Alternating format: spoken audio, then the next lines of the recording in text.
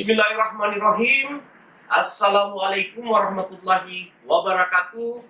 Dan salam sejahtera buat seluruh pemirsa dan sobat IPISO dimanapun Anda berada. Jumpa lagi dengan saya, Suwadi Idris Amir, tentunya di acara kesayangan kita, IPISO. Sobat IPISO, pada kesempatan kali ini, saya telah kedatangan tamu yang tidak asing lagi bagi pemirsa dan sobat IPISO. Beliau sudah berapa kali kami undang dalam diskusi di IPISO. Dan pada kesempatan kali ini, saya kembali mengundang, saya perkenalkan kembali Bapak Sakral Wijaya Saputra, SIP, MTR, AP. Beliau adalah pengamat politik pemerintahan dari LAN. Sobat IPISO, pada kesempatan kali ini Pak Sakral Wijaya Saputra dan tentunya saya akan membedah tema Peta Pilgub Sumsel versi PT Pedoman Data Indonesia.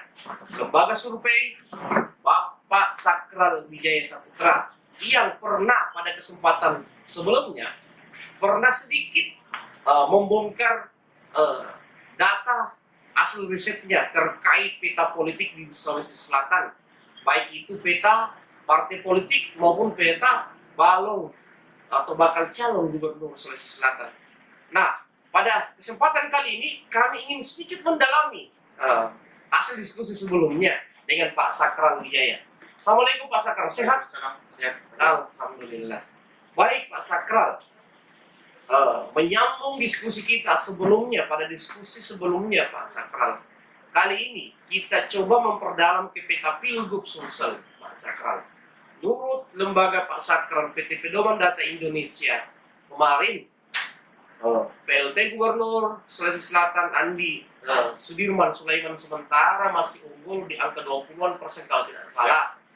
Dan ada nama politisi senior Partai Golkar Nurdin Halid di urutan kedua kalau tidak salah di angka 13%-an.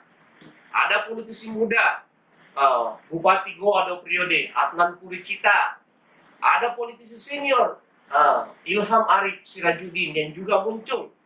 Ada politisi muda yang lagi naik daun saat ini yaitu RMS dan Andi Iwan Darmawan Aras mewarnai data yang dipaparkan oleh Pak Sakral Wijaya Saputra.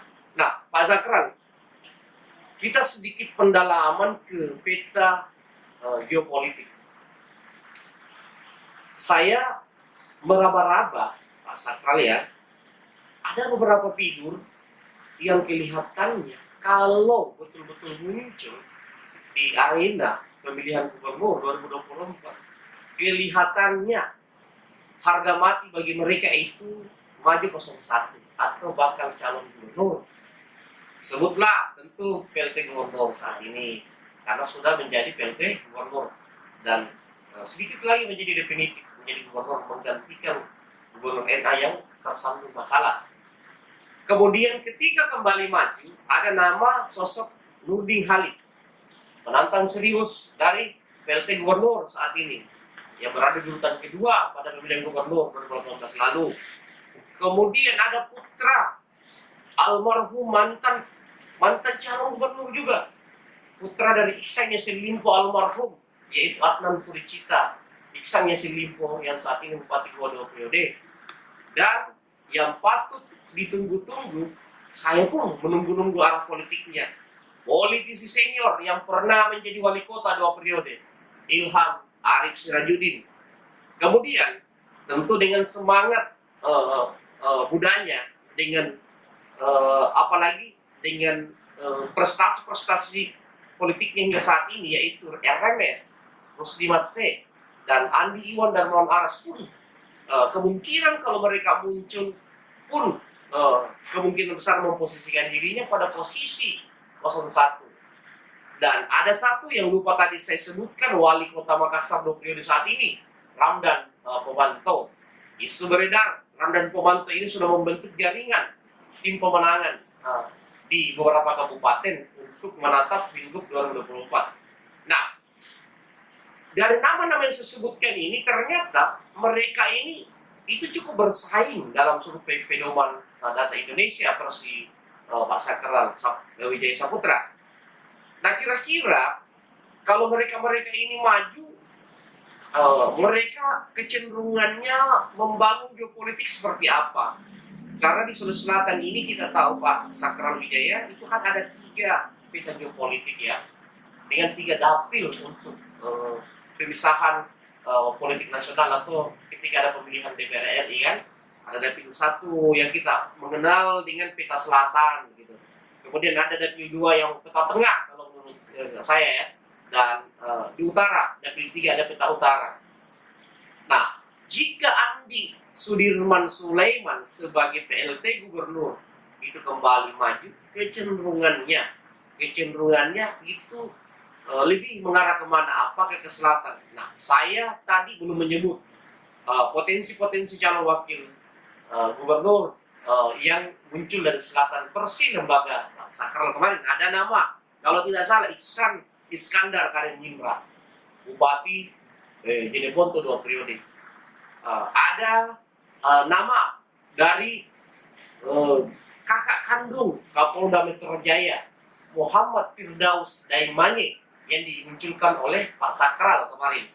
Kemudian dari utara ada nama Indah Putri Indriani yang saat ini berada pada periode kedua menjabat bupati. Ada Bupati Luwu, beliau adalah bupati senior Andi Basmin Matayang yang juga sudah berada pada posisi kedua 2 periode menjabat bupati setelah pernah tertunda 2 periode 10 tahun ya. Ada Andi Musakkar yang kemarin menjadi wakil dari almarhum Iksan Yassin Limpo. Nah, jika Andi Sudirman Sulaiman maju 2024, cocoknya memilih figur dari mana? Dari selatan dengan nama-nama yang saya sebutkan tadi, atau ada nama-nama lain yang belum sempat saya sebutkan, atau dari utara dengan nama-nama yang saya sebutkan tadi, atau ada nama lain pun yang tidak sempat saya sebutkan. Bagaimana analisis Pak Sakral Wijaya Saputra? Silakan Pak. Terima kasih Pak Dir. Assalamualaikum warahmatullahi wabarakatuh. Jumpa lagi pada hari ini, kesempatan ini pada pemirsa Eat Show yang saya hormati dan saya banggakan.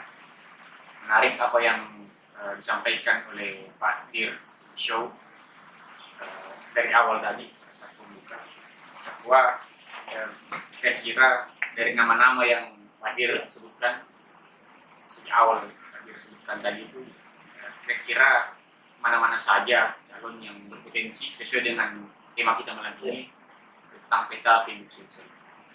Saya ingin memulai dari awal Pak Dir, bahwa memang Sulawesi Selatan ini menjadi suatu perdebatan yang sangat seksi ketika masuk ke dalam atau menuju ke dalam kontestasi pemilihan gubernur.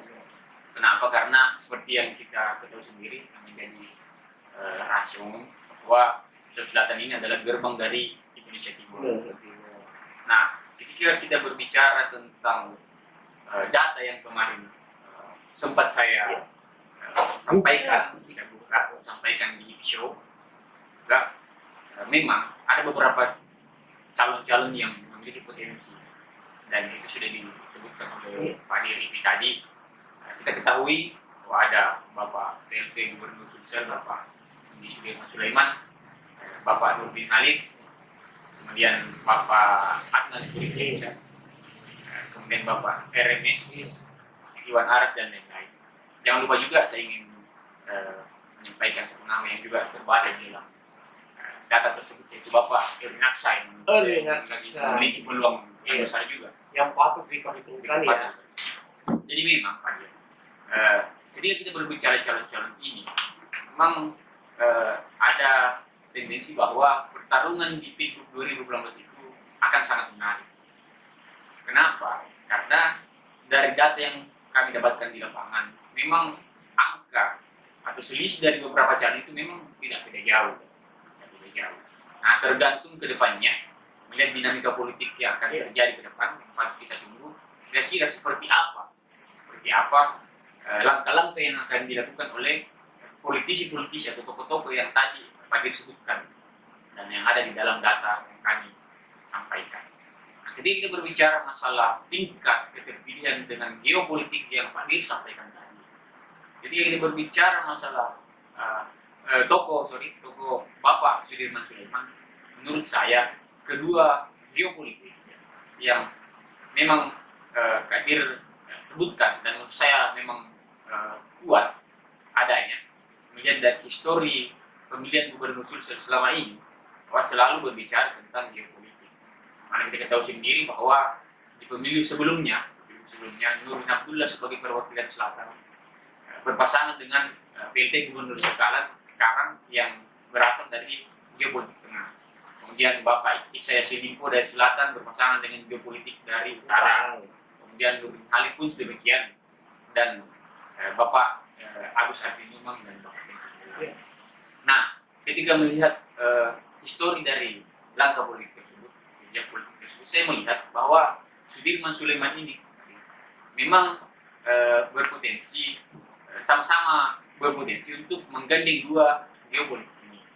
Jadi berbicara geopolitik selatan, ada nama-nama yang Pak sebutkan tadi, ada Bapak Iksan Iskandar, Bupati Jeneponto, yang sudah 2 periode memimpin Jeneponto. Kemudian Bapak Firdaus Karemanye, yang kita ketahui sendiri memiliki jaringan politik yang kuat dengan kakaknya sebagai Kapolda Metro Jaya sekarang, dan juga mewakili geopolitik selatan Gua Takalar, kalau saya nggak salah tadi. Nah, kemudian yang ketiga yang menurut saya patut juga diperhitungkan, yaitu beberapa anggota DPR RI yang dari selatan, ada beberapa, dan bisa saja juga ada Amirul Skara, 2 periode DPR RI. Ada Ashabul Kahfi, ketua PAN Sulawesi Selatan, yang juga patut dihitung ya.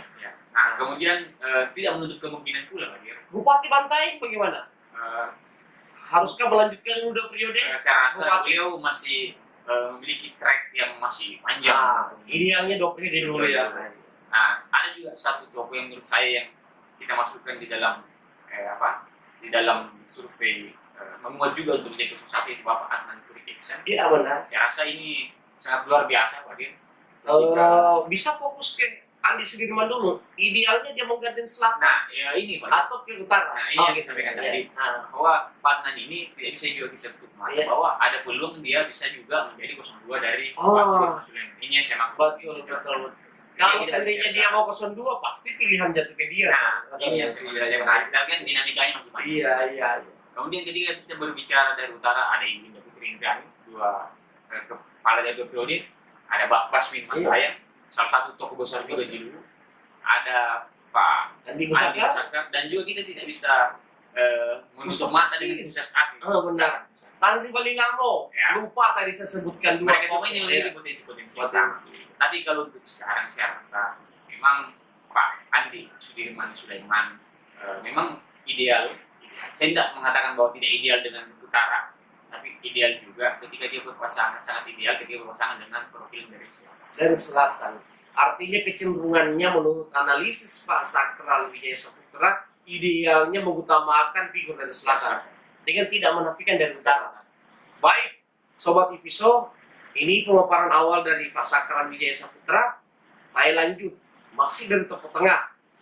Di tokoh tengah selain dari Pak PLT Gubernur Raden Sudirman Sulaiman yang potensi maju, tentu kita tidak menafikan 2 nama, yaitu bukan 2 ya, kalau tinggal ada 3. Ada Nurdin Halid, ada Iyas Ilham Arif Sirajuddin, ada Andi Iwan Darmawan Aras. Sorry, ada yang lupa kita sebutkan, Ketua DPD 1 Partai Golkar Taupan Pawe. Nah, kira-kira selain Andi Sudirman Sulaiman, siapa yang potensi maju dari nama-nama yang disebutkan tadi? Itu dulu pertama. Karena saya melihat peta pilgub ini bisa dua hal yang terjadi. Hal pertama adalah mungkin banyak calon yang akan muncul, atau bisa saja grand design-nya malah mengarah kepada head to head. Dalam hal ini PLT Gubernur bisa saja menciptakan gerakan head to head karena dia punya kemampuan untuk melakukan ini. Nah, seandainya misalnya selain Sudirman Sulaiman, siapa yang berpotensi menurut kacamata Pak Sakral bisa muncul sebagai bakal calon gubernur, mendampingi bersama di Sudirman Sulaiman dari tokoh tengah. Kemungkinan walaupun kalau kita berbicara kemungkinan semua bisa maju, tetapi ada juga kemungkinan ya hanya satu yang bisa maju dari tengah. Seperti itu, bagaimana Pak Sakral? Dulu Pak Dir, jadi memang ketika kita berbicara masalah tokoh tengah, memang dalam apa yang kami dapatkan di lapangan, memang tokoh tengah ini memiliki tokoh yang paling banyak berpotensi untuk maju menjadi. Kenapa? Karena ada beberapa tokoh-tokoh di sana. Tapi tokohnya banyak. Tapi saya ingin sedikit keluar dulu sebentar untuk sedikit membahas hal yang menurut saya penting.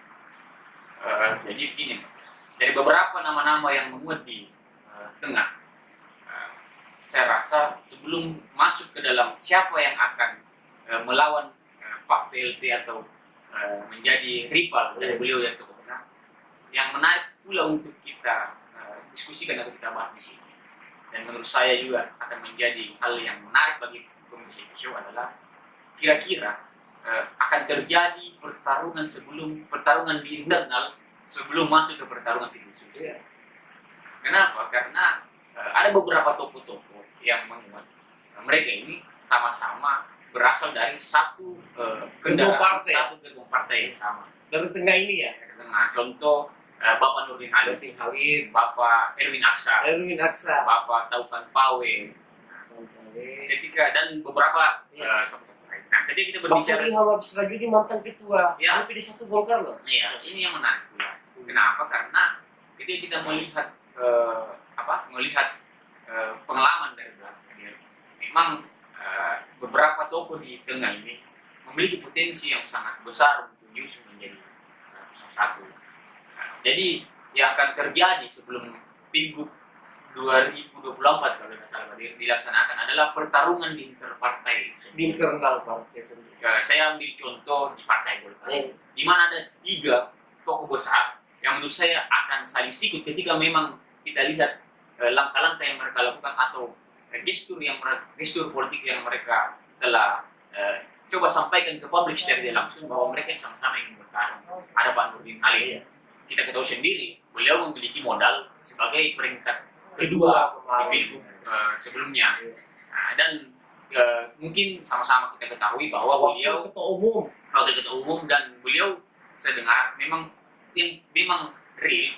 telah membentuk tim kecil untuk kembali melihat apakah beliau masih memiliki peluang untuk bertarung. Berarti beliau memiliki keinginan untuk kembali bertarung. Kemudian ada Bapak Taufan Pawe sebagai ketua Golkar. Nah, sejarah dari Partai Golkar memang selama ini di 3 pemilu sebelumnya ketua DPD selalu diusung sebagai setiap pilgub ketua DPD 1 Golkar selalu selalu cenderung diusung ya. ketika di Golkar. Nah, tapi kita tidak bisa juga menutup mata dengan Bapak Erwin Aksa. Jadi 3 tokoh sentral di Partai Golkar ini, ada 1 tokoh senior, kemudian ada 1 tokoh nasional baru di Golkar dari Sulawesi Selatan yaitu Bapak Erwin Aksa, dan 1 ketua DPD Partai Golkar.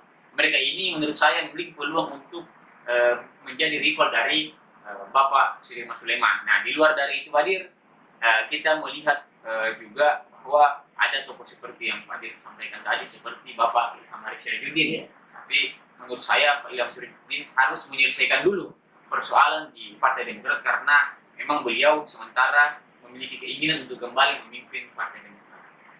Oke, Sobat Pipiso, analisis Pak Sakral menggambarkan bahwa di tengah atau tokoh-tokoh dari tengah ini, dari perwakilan kawasan tengah, Sulawesi Selatan, itu harus bertarung dulu di internal partai maupun di internal kawasan tengah dulu untuk bisa mewakili kawasan tengah maju sebagai bakal calon gubernur. Tentu PLT gubernur adalah yang paling dijagokan bisa mewakili kawasan tengah. Kemudian di Golkar sendiri harus bertarung secara internal dulu. Kemudian ada Iwan Darmawan Aras, tentu juga tidak bisa dinafikan karena dia adalah tokoh yang lagi naik daun. Beliau memiliki kesiapan bertarung yang cukup mumpuni sebagai ketua DPD 1 Partai Gerindra. Beliau juga ya cukup cukup memiliki kos politik yang kuat untuk bisa ketika dia ingin memaksakan diri untuk maju seperti itu. Baik, itu tadi tokoh-tokoh dari kawasan tengah Sulawesi Selatan. Baik, kita ke selatan. Di selatan ada dua nama yang disebut-sebut potensi maju sebagai bakal calon gubernur, dan kedua-duanya kepala daerah, ya kan? Ada satu bupati Adnan Puricita yang lagi naik daun. Ada juga wali kota yang lagi naik daun, Ramdan Pomanto. Konon sudah juga membentuk jaringan. Kalau Adnan sudah bergerak melalui gerakan-gerakan Palang Merah Indonesia-nya. Dari saya Ramdan Pomanto, saya memantaunya, dia juga sudah mulai mempersiapkan gerakan-gerakan tim. Kira-kira siapa yang paling berpeluang di antara dua ini mewakili perwakilan selatan ketika ingin maju? Dan ketika salah satu dari mereka maju menjadi bakal calon gubernur atau calon gubernur, tokoh-tokoh dari tengah ada beberapa nama yang disebut-sebut kuat ketika berada di posisi 02. Ada Bupati Bone, Andi Baso Pasar Panjalangi. Kemudian tentu ada nama Iwan Darmawan Aras ketika misalnya ingin hanya start di 02. Tentunya ada nama seperti Andi Ina,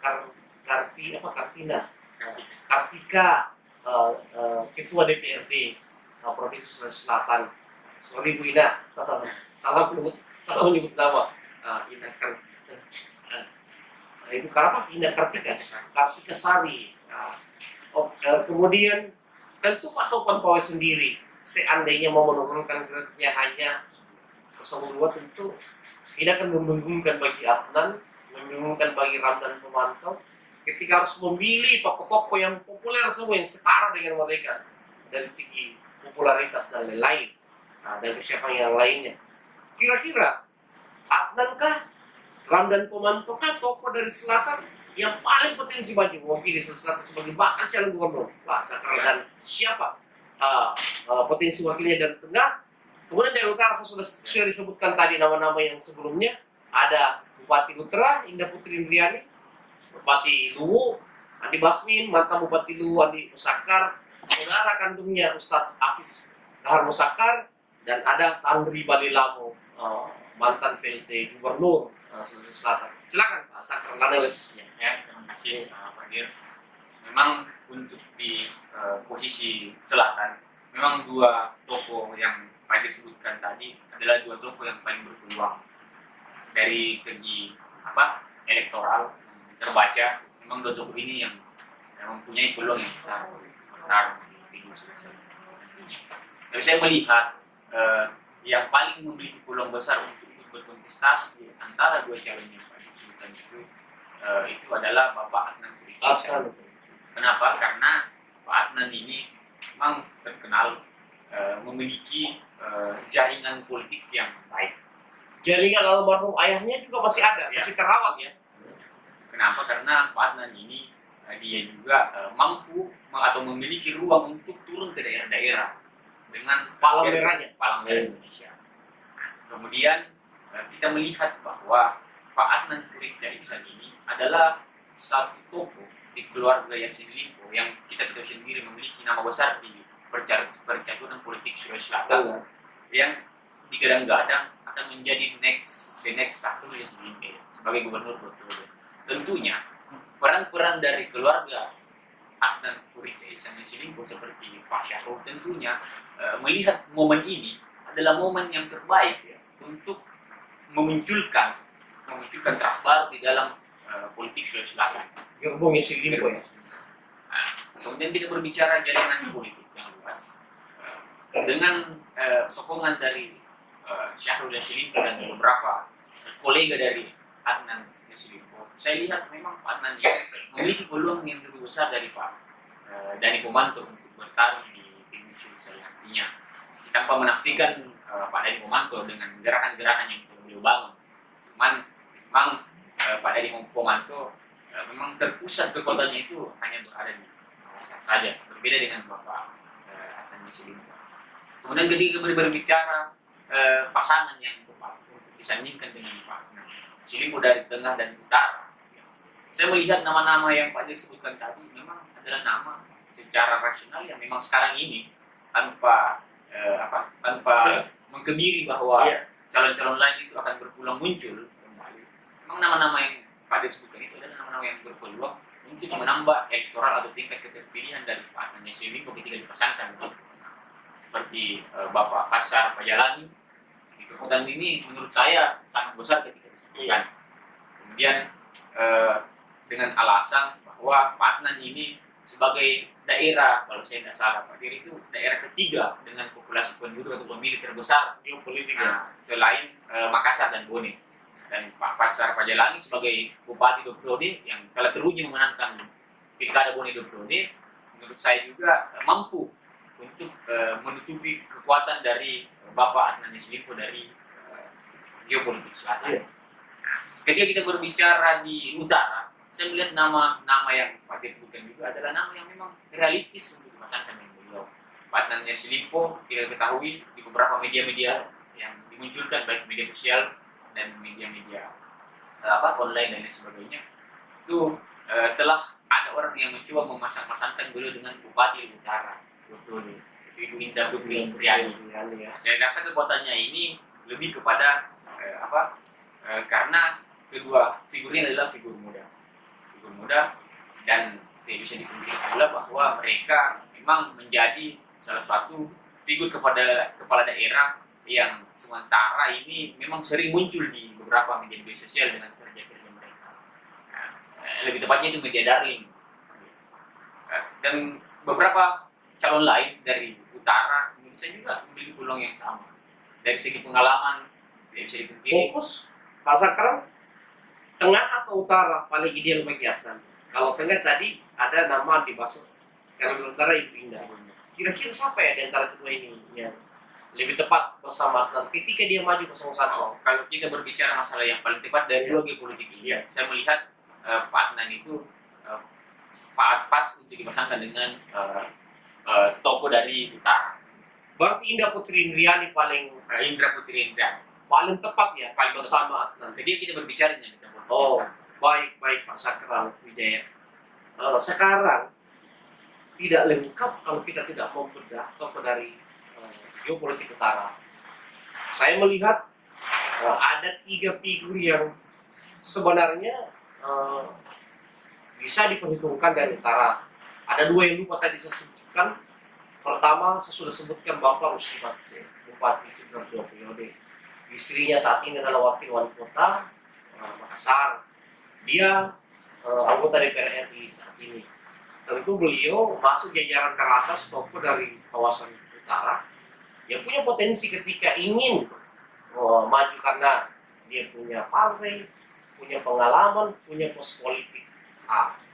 Tetapi ada 2 tokoh senior juga yang ketika muncul dia juga patut untuk diperhitungkan bisa bersanding harus dimasuk mewakili tokoh dari kawasan utara. Ada nama Agus Harimurti Numan yang kita tahu semua mantan wakil gubernur 2 periode dan kemarin maju juga sebagai calon gubernur walaupun mantan keempat ya. Kemudian ada Latinro saat ini anggota DPR RI fraksi Gerindra, mantan Bupati Henry kan 2 periode. Tentu nama Latinro patut juga dimasukkan dalam jajaran tokoh Sulsel yang patut mewakili perwakilan dari geopolitik utara. Kira-kira dari 3 nama ini siapa yang paling berpeluang, dan kalau misalnya salah satu dari nama ini Pak Sakram sudah sebutkan siapa yang paling berpeluang, dari tengah atau utara yang paling tepat dia gandeng ketika salah satu dari 3 nama ini menurut analisis Pak Sakram, dan siapa yang dari geopolitik mana, tengah atau selatan yang paling tepat bersama dengan dia atau bergandengan dengan figur ini? Silakan. Mas Fadir, jadi kita berbicara perwakilan figur utara. Saya melihat dari 3 nama yang Pak Dir sebutkan, saya ingin mengerucutkan di satu nama yang saya melihat memiliki potensi sangat besar ketika kita berbicara tokoh yang bisa mewakili geopolitik utara untuk maju sebagai 01 di diskusi. Saya melihat bahwa Rusdi Masih memiliki kapasitas dan mesin partai yang mampu, Artinya paling siap paling lah. siap, Ya. paling siap untuk Ya. Karena saya sudah sebutkan tadi kekuatan-kekuatannya, berarti dia paling siap ya. Terus potensi wakilnya paling cocok selatan atau tengah? Jadi sedikit saya teruskan Pak Dir. Jadi apa juga yang mendasari bahwa RNS ini bisa dijadikan sebagai tokoh perwakilan utara, karena beliau di pemilu kemarin menjadi anggota DPR RI yang memiliki perolehan suara terbesar se-Sulawesi Selatan dari 3 dapil yang ada di Sulawesi Selatan. Dan bahkan di daerah-daerah utara seperti Lurai dan lain sebagainya beliau memiliki suara yang sangat besar. Menyumbangkan 2 kursi fraksi Nasdem dari dapil 3.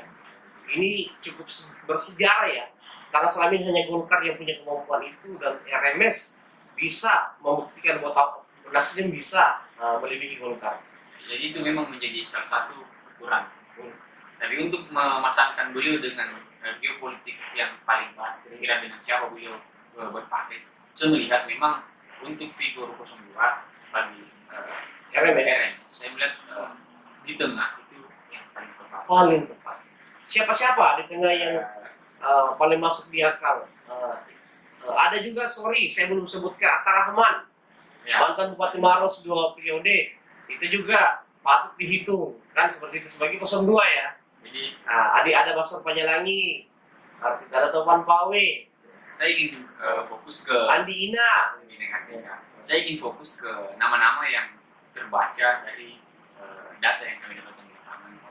Saya melihat tokoh-tokoh tengah yang mungkin berpotensi untuk berpasangan dengan Bapak Rusdi Masih itu. Saya lihat potensi yang besar itu ada di mana. Itu Bapak Dani Pomanto. Dia selatan. Oh iya, selatan. Itu dari selatan. Kalau dari selatan, Iya. Dani Pomanto. Iya. Kalau tengah, Pak Dir, saya rasa Bapak Andi Pasar Pajalan dan Pajalangi. juga Bapak Iwan Aras Iwan Aras. bisa menjadi ketika memang Pak Iya. Iwan Aras ingin menurunkan grade-nya yang Iya. paling berpotensi untuk merap suara besar ketika dipasangkan dengan Bapak Iwan. Rusdi Masih. Oke, Sobat Ipiso, tadi kita sudah membedah bersama Pak Sakral 3 geopolitik di Sulawesi Selatan. Kita tadi sudah memunculkan potensi-potensi perwakilan bakal calon gubernurnya dan potensi-potensi bakal calon wakil gubernurnya. Nah, mungkin diskusi kami pada kesempatan kali ini sudah cukup untuk membedah geopolitik Sulawesi Selatan. Nantikan mungkin pada sesi berikutnya kami akan pendalaman pada potensi-potensi partai-partai politik yang harus dipersiapkan atau dikendarai bakal calon gubernur untuk bisa maju sebagai bakal calon gubernur, karena itu menjadi persyaratan utama untuk bisa bertarung. Karena kita semua tahu bahwa selain melalui pintu partai politik ada namanya jalur perseorangan, walaupun itu pernah diperhatikan oleh Pak almarhum Pak Yasin Yasin Limpo, tetapi kan tidak selamanya semua figur bisa mengikuti jejak Pak Yasin Limpo untuk bisa maju melalui jalur perseorangan. Apalagi potensi memenangkan pertarungan melalui jalur perseorangan sudah dibuktikan Pak Yasin Limpo itu gagal dan hanya jatuh pada urutan ketiga sebagai adik gubernur pada mantan gubernur pada saat itu atau pada Pilgub 2018 kemarin. Baik, Sobat Ipiso, sekian diskusi kami pada kesempatan kali ini bersama Bapak Sakral Wijaya Saputra. Nantikan diskusi-diskusi Ipiso pada kesempatan berikutnya dengan tema yang berbeda atau tema yang berkelanjutan dari saya, Sobat Ipiso.